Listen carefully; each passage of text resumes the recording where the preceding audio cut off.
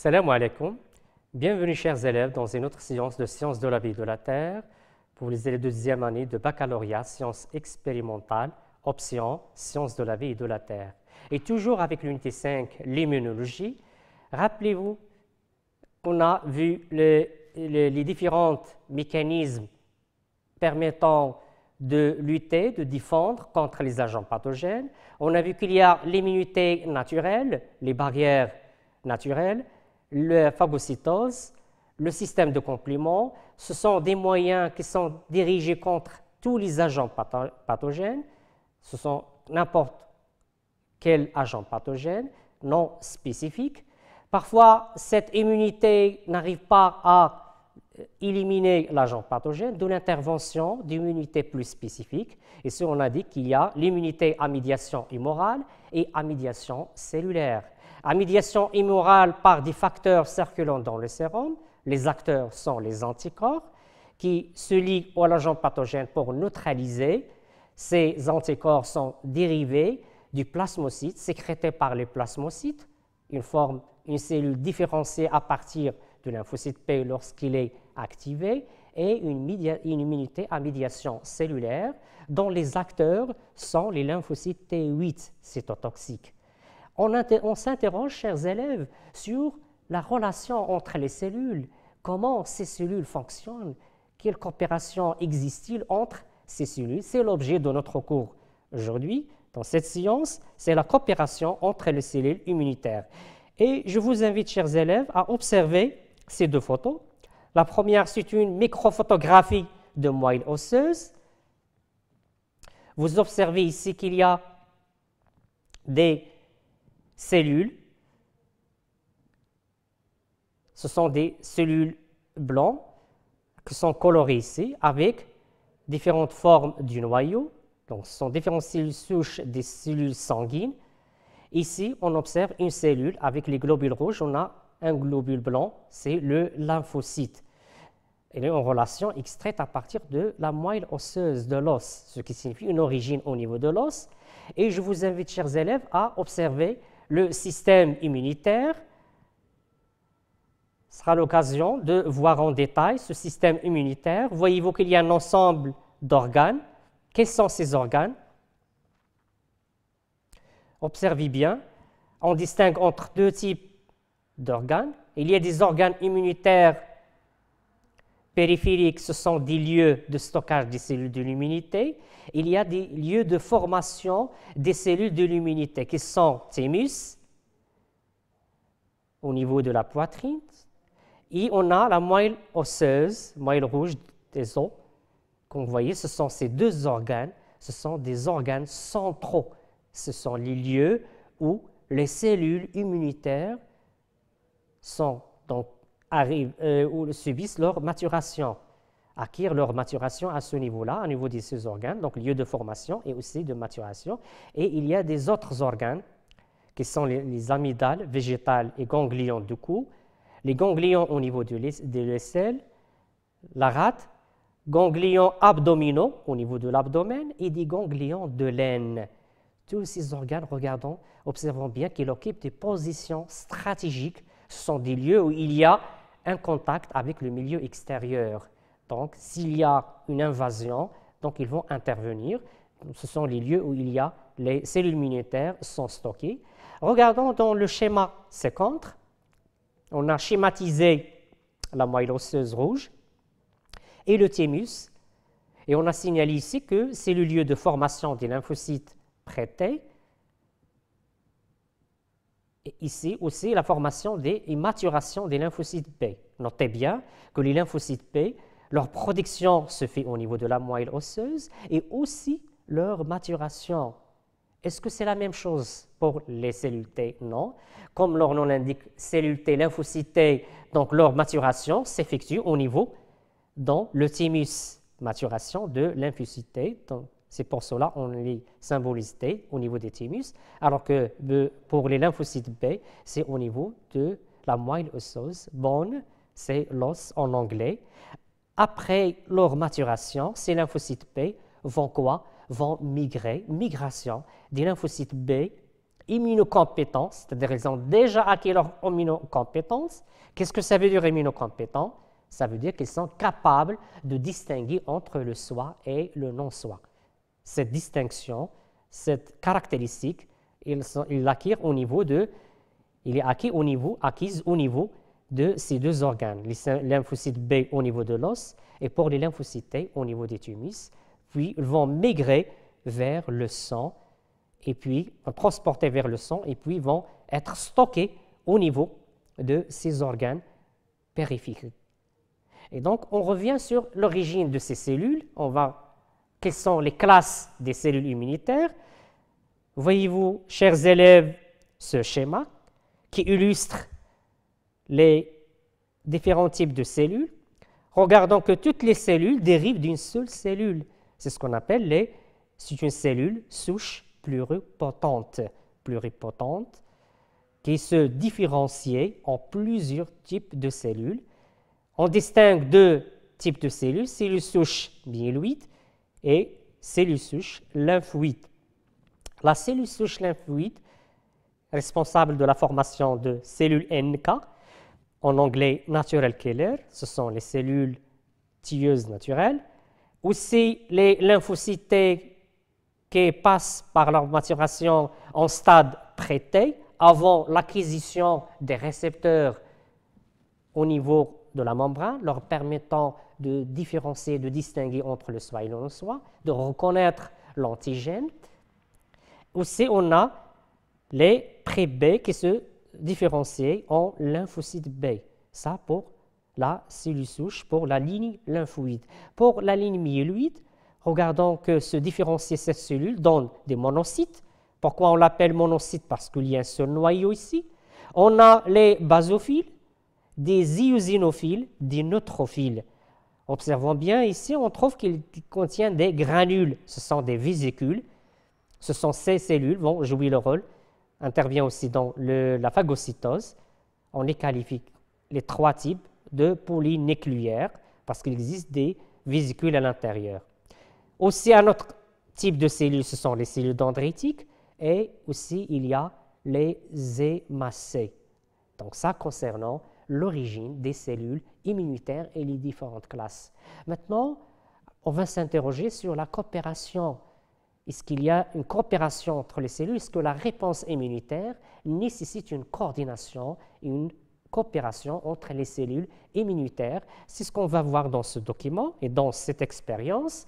Regardons, chers élèves,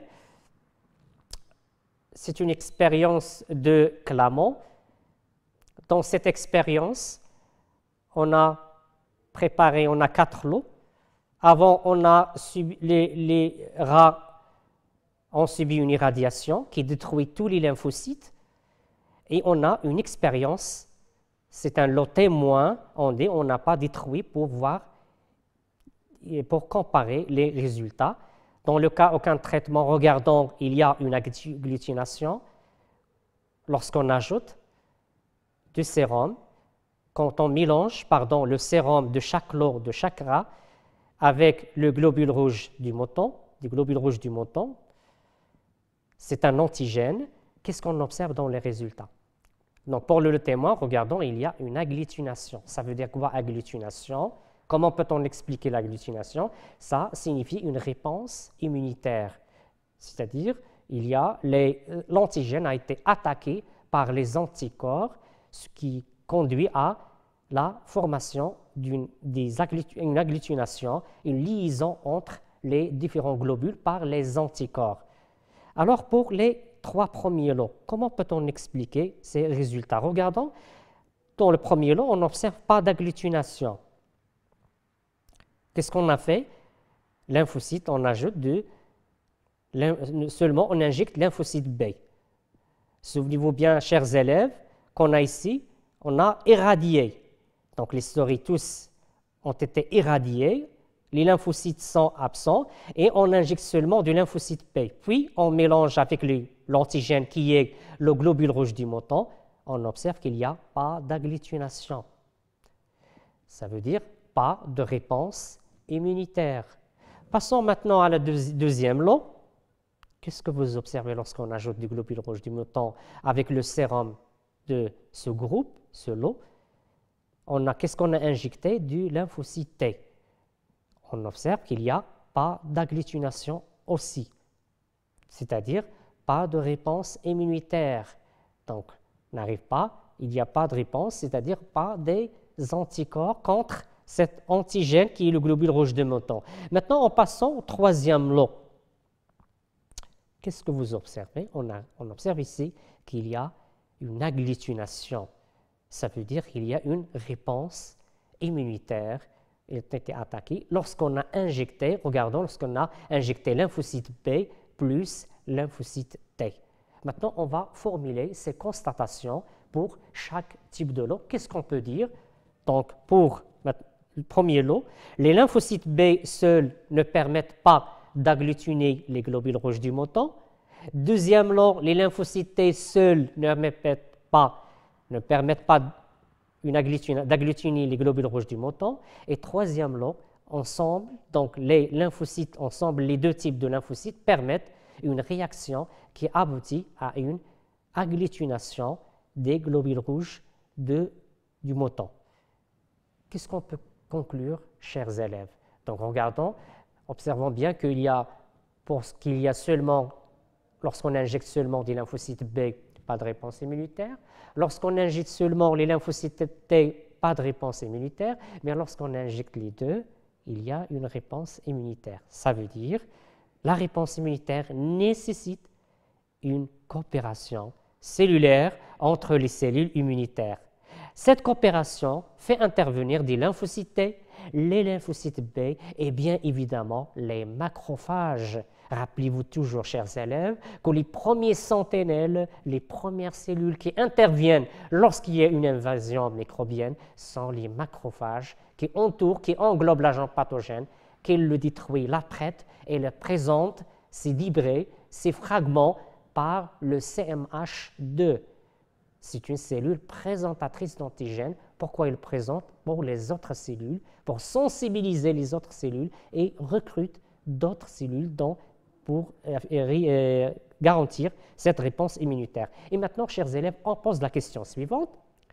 Quel est le mécanisme de cette coopération cellulaire? Donc, pour répondre à cette question, je vous propose, chers élèves, cette expérience. Donc, nous lisons ensemble le texte des expériences. Des lymphocytes T prélevés chez un sujet sain sont cultivés en présence de produits stimulants qui, jouant le rôle d'antigène, provoquent leur activation. Donc, une fois activés, on a récupéré le surnageant de la culture liquide, dépourvu de cellules, et introduit dans des cultures de lymphocytes B et dans des cultures de lymphocytes T. Donc, on a prélevé le surnageant des molécules circulantes isolées des cellules. Des remarques, l'analyse biochimique de surnageant. Donc, regardons, avant de lire les remarques, chers élèves, je vous invite à analyser le résultat. Qu'est-ce que vous observez? Donc, regardons, lorsqu'on ajoute le surnageant à des cultures de lymphocytes T, on observe une prolifération cellulaire. Donc, les cellules subissent des divisions ces mitoses. Donc, il y a une activation, il y a une prolifération. La même chose pour les lymphocytes B. Qu'est-ce que vous observez? Donc, ici, il y a une prolifération cellulaire. C'est-à-dire, ça signifie que le contenu, le surnageant, contient des molécules responsables de l'activation des lymphocytes T et des lymphocytes B. Quelles sont ces molécules? C'est ce qu'on observe maintenant dans les remarques. L'analyse biochimique du surnageant révèle, entre autres, la présence d'une substance nommée interleukine 2. Donc, c'est une seule molécule, interleukine 2, qui est responsable de l'activation et de la prolifération de cellules T et B. Avant prélèvement de surnageant, une analyse cytologique précise des lymphocytes de la première culture cellulaire révèle que les cellules productrices d'interleukine 2 sont des lymphocytes T CD4. Des cultures de lymphocytes B ou de lymphocytes T ne prolifèrent pas en l'absence de surnageant. Chers élèves, qu'est-ce qu'on peut conclure à partir de cette expérience?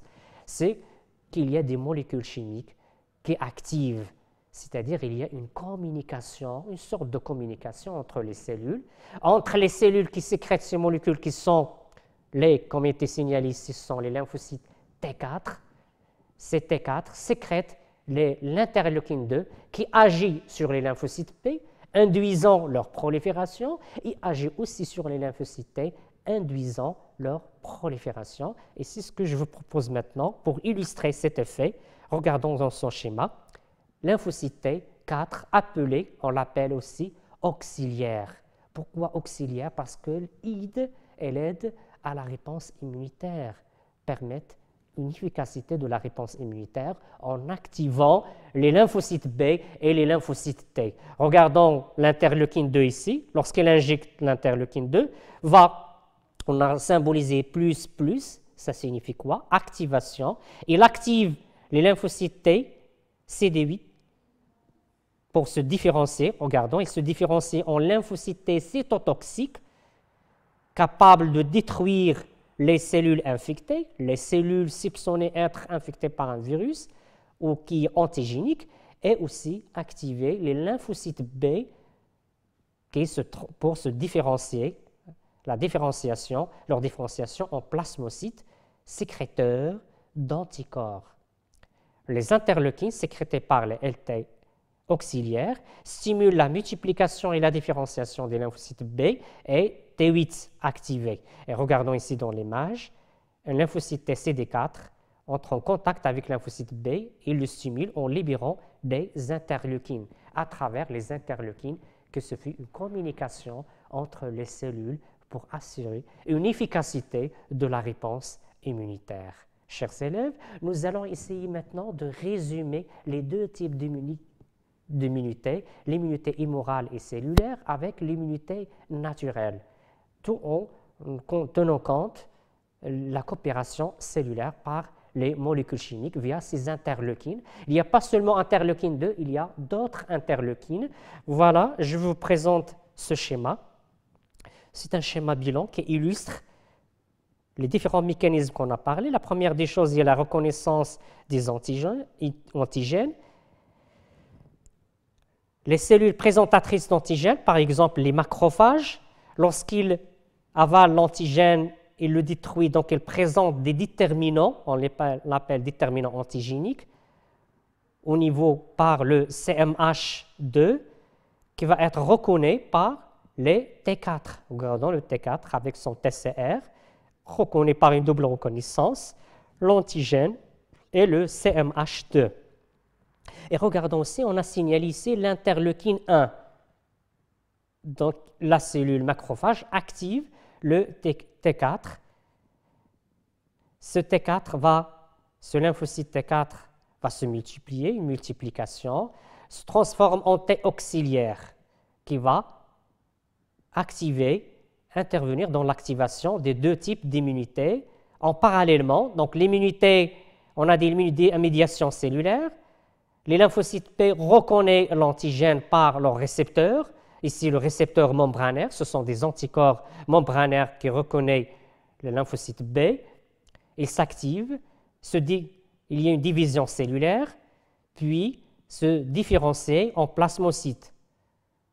Donc ici, on a trois étapes. La phase d'induction, la reconnaissance se fait par l'anticorps membranaire, phase d'induction, induit l'activation de cette cellule. Puis il y a une phase d'amplification parce que la cellule subit plusieurs mitoses pour donner plusieurs cellules. Et puis il y a une phase, toujours dans l'amplification, il y a division cellulaire, multiplication et différenciation en plasmocytes ici, sécréteurs d'anticorps. Ces anticorps, dans une troisième phase qualifiée phase effectrice, vont se lier à l'antigène pour le neutraliser ou pour faciliter la phagocytose, par exemple ici. Même chose pour l'immunité à médiation cellulaire. Lorsque T8 il est activé, lorsqu'il reconnaît un antigène, rappelez-vous, on a dit soit une cellule, par exemple, une cellule cancéreuse, ou une cellule, par exemple, infectée par un virus. Il va être reconnu par les T8 qui circulent toujours dans le corps. Une fois il est détecté, donc il y aura activation des T8, comme vous observez dans ce schéma. Donc T8, une fois activé, va subir des divisions, des mitoses, et puis après, il va se différencier en T cétotoxique. Il va se différencier en T cétotoxique. T cétotoxique va pour tuer la cellule infectée. C'est dans la phase effectrice, toujours les mêmes 3 phases, induction, phase d'amplification et la phase effectrice, c'est l'exécution pour éliminer l'agent pathogène. Et observons, chers élèves, toujours on a dit qu'il y a une coopération. Cette coopération, elle est illustrée ici par l'intervention des interleukines, les interleukines 2, aussi d'autres molécules comme l'interféron gamma, et c'est l'interféron 4, 5, 6 qui intervient dans la différenciation, aussi dans la phase d'amplification, dans la multiplication des cellules et dans leur différenciation. Chers élèves, notre séance arrive à sa fin, donc à la prochaine séance et merci pour votre attention.